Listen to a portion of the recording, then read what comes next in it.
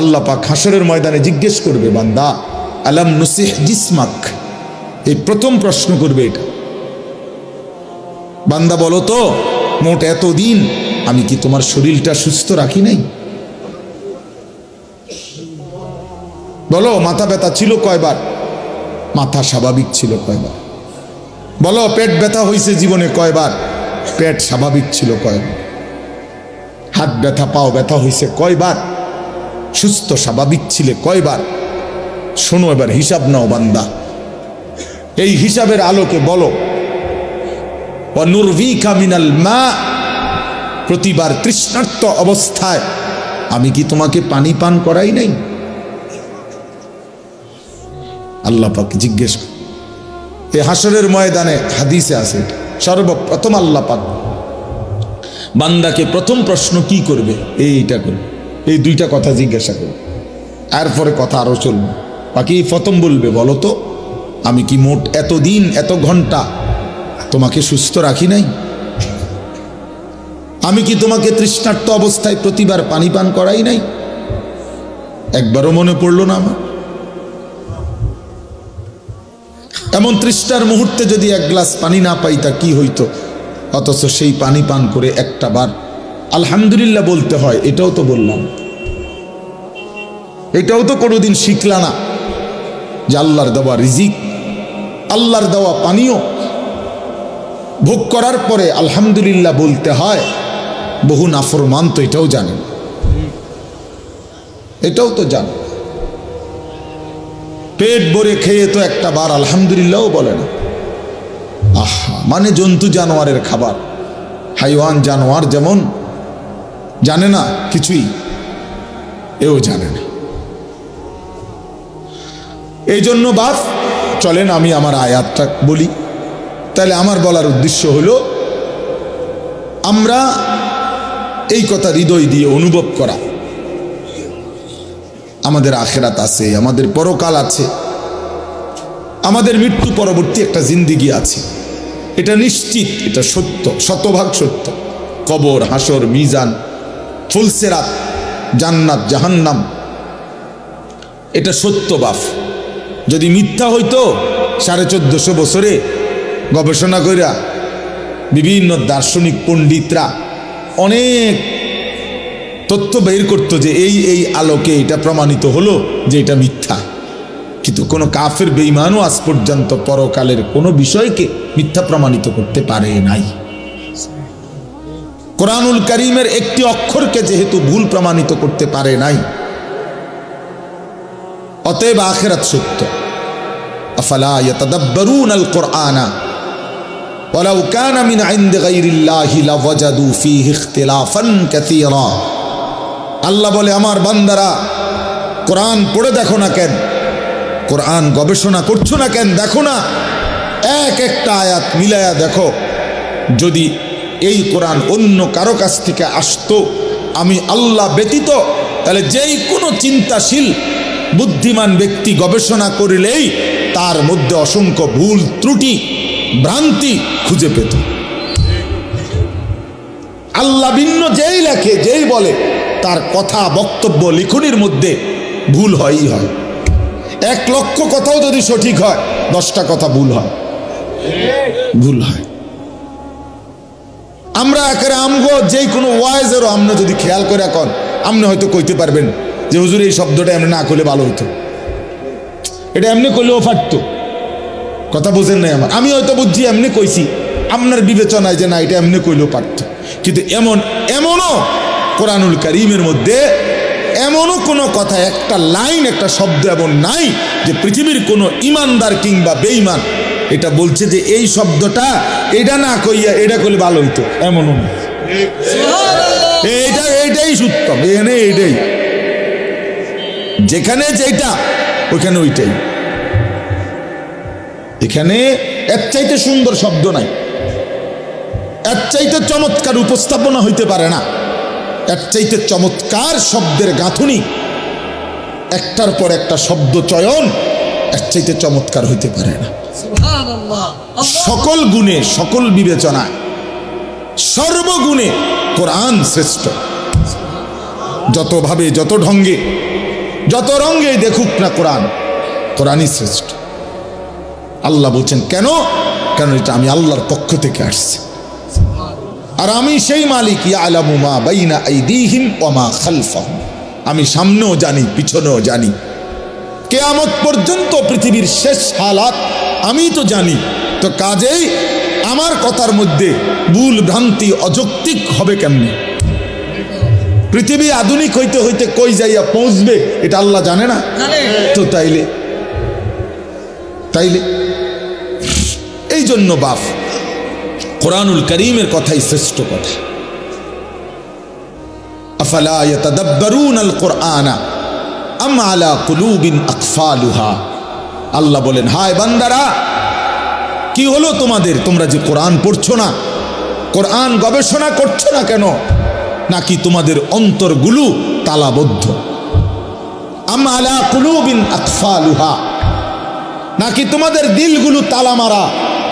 এই বাপ, ভাইয়া, ছেলেরা, বাবারা, মুসলমান হওয়ার পরও যারা কোরআন পড়েন না, বুঝেনও না, 2-4 লাইন শব্দ তেলাওয়াতও করেন না, সত্য কথা হইল আপনার কোনো দিল নাই, আপনার আসলেই কোনো অন্তর নাই, এটা তালাবদ্ধ, এটা একটা জমাট পাথর ছাড়া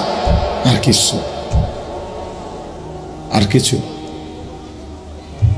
আম আলা কুলুবিন আকফালুহা, আল্লাহ পরিষ্কার বলছে। কোরআন পড়ছো না কেন? কোরআন নিয়ে ভাবতেছো না কেন বান্দা? নাকি তোমাদের অন্তরগুলো তালাবদ্ধ? তার মানে বোঝা গেল যে আল্লাহর কোরআন নিয়ে ভাবে না, আল্লাহর কোরআন পড়ে না, আল্লাহর কোরআন বোঝে না, খোদার কসম তার কোনো অন্তরে নাই, তার কোনো দিল নাই, তার দিল তালাবদ্ধ, ওইটা জমাটবদ্ধ পাথর ছাড়া আর কিছু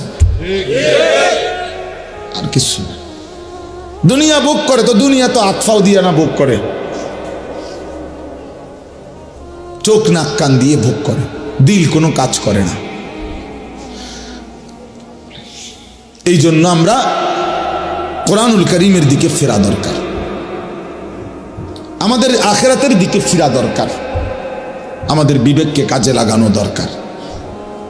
আমরা এটা ইনসাফের সাথে ভাবা উচিত।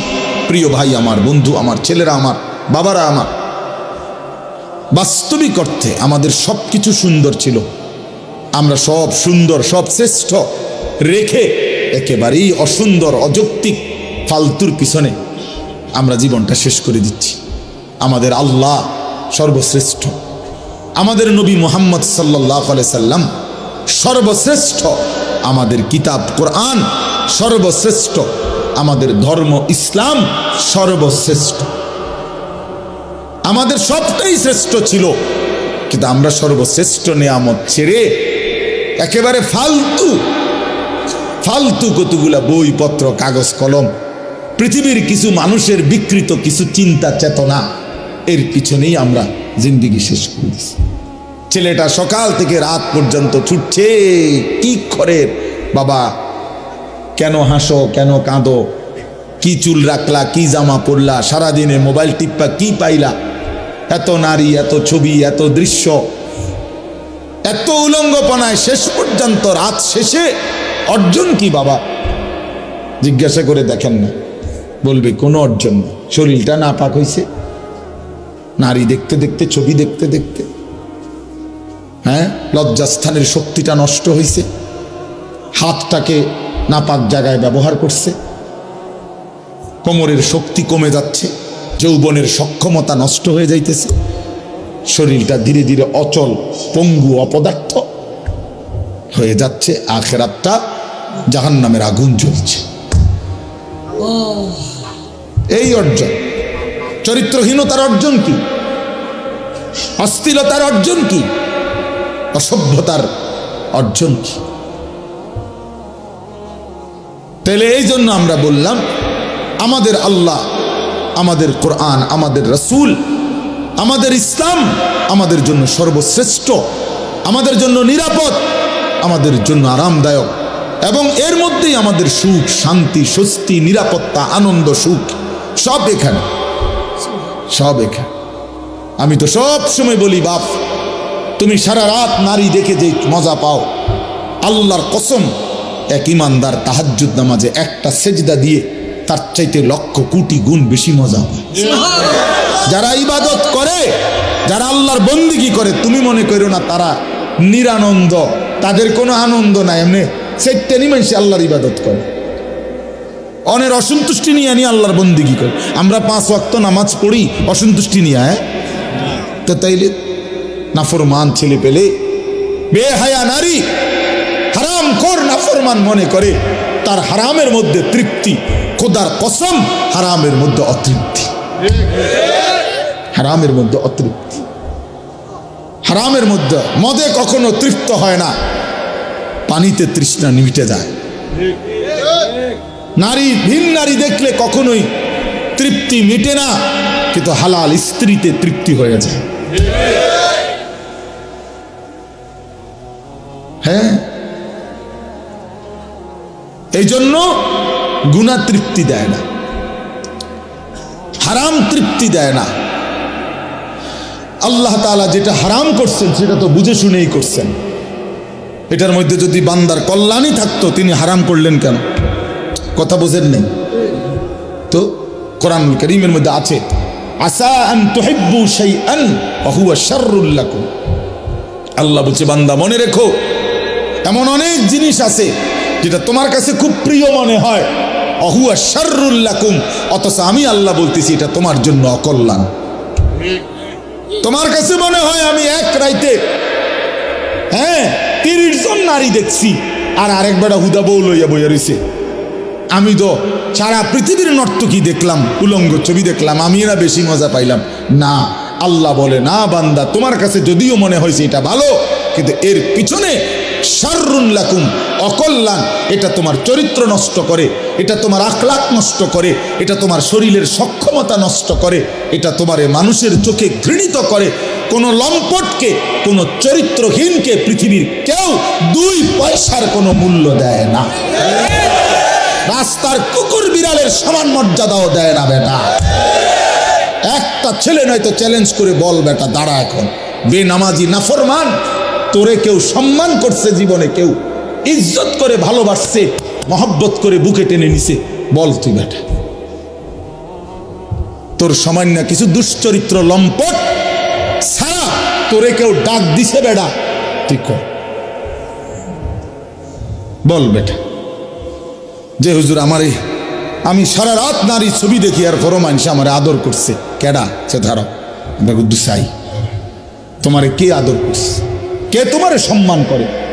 কে তোমারে দেখলে বলে আহা ছেলেটা কতটা ভালো?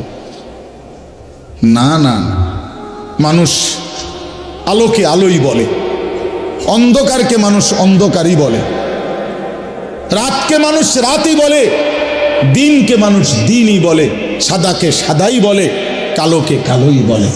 অতএব বাটপার সিটার রে মানুষ বাটপার সিটারই করে।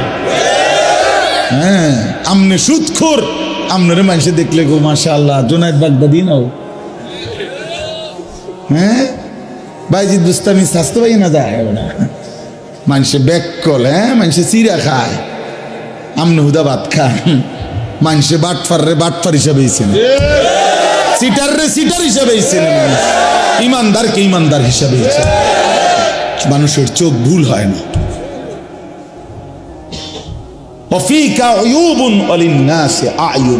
আরবি ভাষার প্রবাদ এটা, আরবি ভাষায় বলে আর কি, ওয়াফিকা উয়ুবুন ওয়ালিন্নাসি আয়ুনুন, তোমারও দোষ আছে, মানুষেরও চোখ আছে। এটা একটা আরবি প্রবাদ। তোমারও কি আছে? মানুষেরও চোখ আছে, চোখ, চোখ আছে। কেমনে আড়াল করবা? রাইতের অন্ধকারে গুনাহ করে। আল্লাহর নবী বলছে, খোদার কসম নবী বলছে, উম্মত অন্ধকারের একাকিত্বের গুনাহ দিনের আলোয় আল্লাহ চেহারায় ভাসিয়ে দেয়। এই জন্য মানুষ দেখলেই বুঝে তারে দেখতে চোরের মতো লাগে। কিরে, তারে দেখতে দি ফুটটা ঘরের মতো মনে হয়। হ্যাঁ, তার তো গতিবিধি সন্দেহজনক, তারে দি বাবা ঘরের মতো না মনে হয়। কে ঘটনা কি? তার বাবা তো আলগা খাইছে, কথা বোঝেন না। বাবা তো খাইছে কি গোপনে, গোপনে খাইছে না তো এখন বুঝে দেয় কেন? হ্যাঁ, মানুষ তাহলে বলে কেন? মানুষের চোখে এটা ধরা পড়লো কেন? এটা আল্লাহ তাআলা এই নাফরমানের চেহারার মধ্যে গুনার চিহ্ন ভাসায় দেয়। এজন্য বাবা, তোমরা যারা নামাজ পড়ো না, আমি দাঁড় করাই দেই।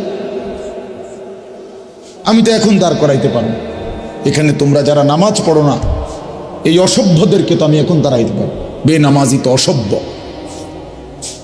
বেনামাজি তো নির্লজ্জ, বেনামাজি তো বেহায়া, বেনামাজি তো হাইওয়ান, বেনামাজি তো জানোয়ার, বেনামাজির জিন্দিগি তো কুত্তার জিন্দিগি। কোরআন শরীফে বলছে, কোরআন শরীফ,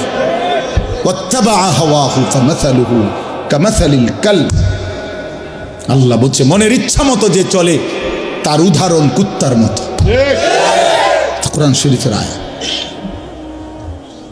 হ্যাঁ হ্যাঁ, মনে রাখো বাবা, যার কপালে সেজদা নাই তোমার জীবন কুত্তার জীবন, কুত্তার জিন্দিগি, কুত্তার জিন্দিগি। এই জীবন কুকুরের জীবন, এই ঘুম কুত্তার ঘুম, এই খানা কুকুরের খানা, এই ভোগ কুকুরের ভোগ। কুকুর যেমন লজ্জা শরম নাই, যত্র তত্র তার জেনা ব্যভিচার করে, তোমারও কোনো লজ্জা শরম নাই, যাকেই দেখো তাকেই দেখতে মন চায়। এ জীবন কুকুরের জীবন। কোরআন শরীফ আল্লাহ বলছে, ফামাসালুহু কামাসালিল কালব। কালব অর্থ কি? কুকুর। কুকুর, কালবুন অর্থ কুকুর। আল্লাহ আমাদেরকে বুঝ দান করেন। আমি যে আয়াতটা পড়ছি, মাহে রমজান,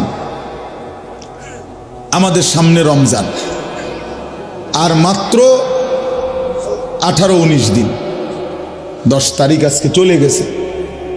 তাহলে পহেলা মার্চ যদি রমজান হয় 18 দিন, 2 মার্চ যদি রমজান হয় 19 দিন।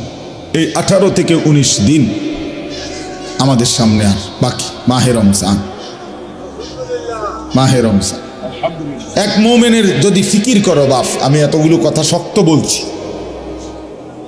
এতগুলো কথা কঠিন করে বলছি বাবা, এবার যদি আমরা ফিকির করি, না আসলেই আমি কেন জানোয়ার হব, আমি কুকুর হব কেন? আমি মুসলমান, আমার একটা আত্মমর্যাদা আছে বাবা, আমার একটা আত্মসম্মান আছে, আমার একজন আল্লাহ আছে, আমার একজন নবী আছে,